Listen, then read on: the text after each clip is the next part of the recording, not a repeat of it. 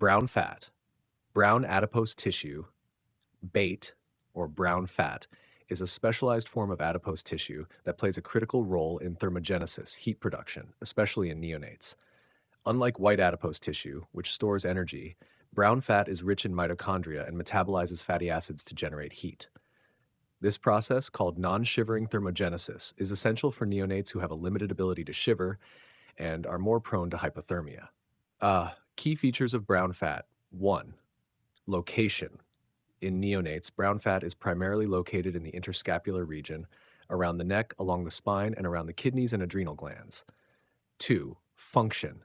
It generates heat by uncoupling oxidative phosphorylation in the mitochondria, mediated by a protein called uncoupling protein 1, UCP1.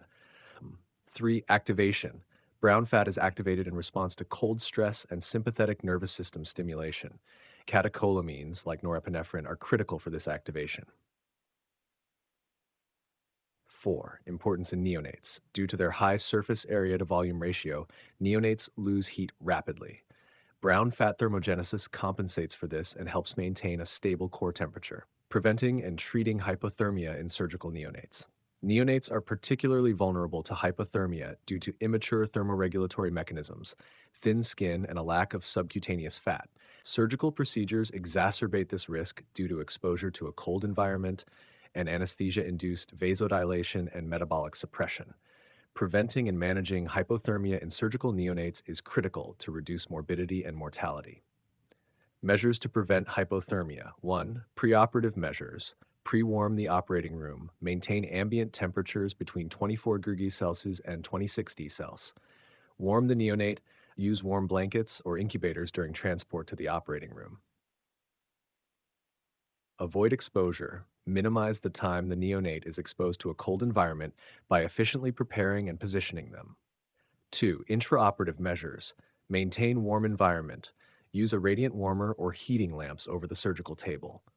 Use forced air warming devices. Monitor body temperature. Continuously monitor core temperature using a rectal, esophageal, or tympanic thermometer. Minimize heat loss. Cover exposed body parts with warm, sterile drapes.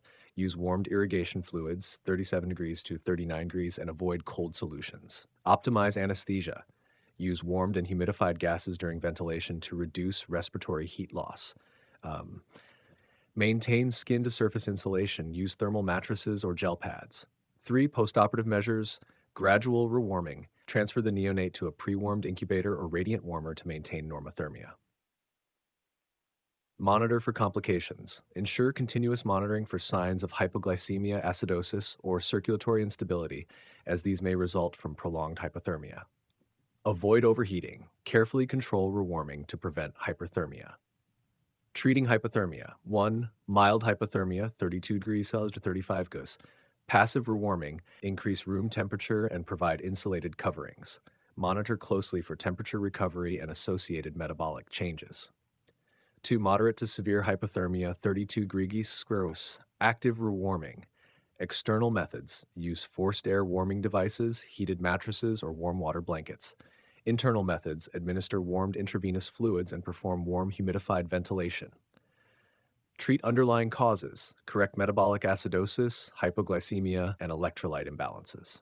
Cardiac monitoring. Severe hypothermia may predispose the neonate to arrhythmias. 3.